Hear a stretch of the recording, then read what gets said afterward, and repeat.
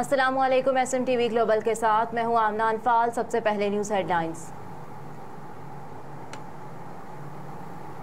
बुरहान वानी की शहादत को 7 बरस मुकम्मल। मकबूजा कश्मीर में शटर डाउन हड़ताल। कश्मीर मीडिया सर्विस के मुताबिक कुल जमाती हुर्रियत कॉन्फ्रेंस ने बुरहान वानी और तहरीक आज़ादी कश्मीर के दीगर शोहदा को शानदार खिराज अकीदत पेश करने के लिए हड़ताल की है। वाज़ेह रहे कि अगस्त 2015 में मोदी सरकार ने बुरहान वानी के सर की कीमत 10 लाख रुपए मुकर्रर की थी। जुलाई 2016 को भारतीय फौज ने बुरहान वानी को 2 हुर्रियत पसंदों समेत शहीद किया था, जबकि 13 अप्रैल 2015 में भारतीय फौज ने बुरहान वानी के भाई को हिरासत के दौरान शहीद किया था। जबकि लाहौर प्रेस क्लब के सामने भी कश्मीर के हक में रैली निकाली गई। शुरका ने कश्मीर बनेगा पाकिस्तान के नारे लगाए। इंसानियत के मसीहा अब्दुल सत्तार ईदी को बिछड़े 7 बरस बीत गए।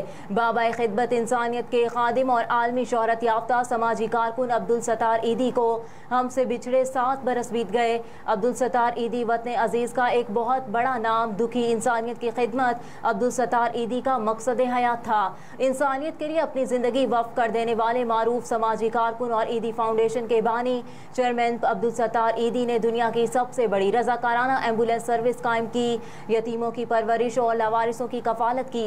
उनकी खिदमात के एतराफ़ में कई मुल्की और आलमी एजाज़ात से भी उन्हें नवाजा गया। Shaheed Zulfikar Ali Bhutto university of law के तलबा का फैकल्टी मेंबरान ने जिना हाउस लाहौर का दौरा किया और 9 मई सानहे की शदीद अल्फाज में मज़म्मत की। इस मौके पर वफ्द का कहना था कि ये बहुत ही रंजीदा कर देने वाला वाक़या है। ये कौन थे जो अपने ही घर को आग लगा गए? कायदे आज़म की तस्वीर नजर आतिश करने के साथ साथ मस्जिद की हुर्मत को भी पामाल किया।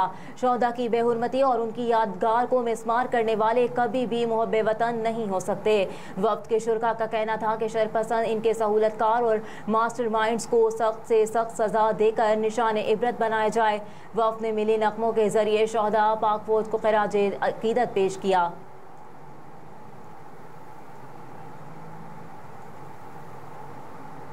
इलेक्शन कमीशन ने खैबर पख्तूनख्वा के ज़िमनी बल्दियाती इंतखाबात का शेड्यूल जारी कर दिया।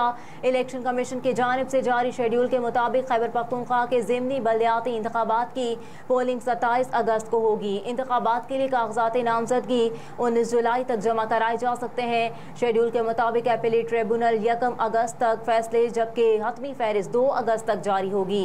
इलेक्शन कमीशन शेड्यूल के मुताबिक खैबर पख्तूनख्वा के ज़िमनी बल्दियाती इंतखाबात के नताइज 30 अगस्त तक मुरतब किए जाएंगे। वर्ल्ड कप में शरीक 10 टीमों की लाइनअप मुकम्मल। ICC वर्ल्ड कप क्वालिफायर्स में नीदरलैंड्स की स्कॉटलैंड के खिलाफ कामयाबी के साथ ही मेगा इवेंट में शरीक 10 टीमों की लाइनअप मुकम्मल हो गई। भारत में शेड्यूल ICC वर्ल्ड कप 2023 के लिए मेज़बान भारत के अलावा Pakistan, Australia, New Zealand, England, Afghanistan, Bangladesh, जनूबी अफ्रीका, श्रीलंका और नीदरलैंड्स की टीमें एक दूसरे के मद्दे मुकाबिल आएंगी।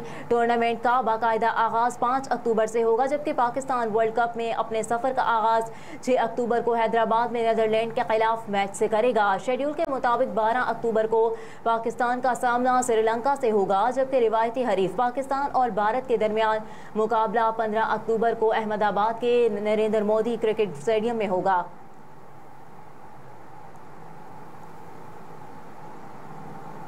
हेडलाइंस आपने जानी। न्यूज़ स्टूडियो से फिल वक्त इतना ही। आप देखते रहिए SMTV ग्लोबल।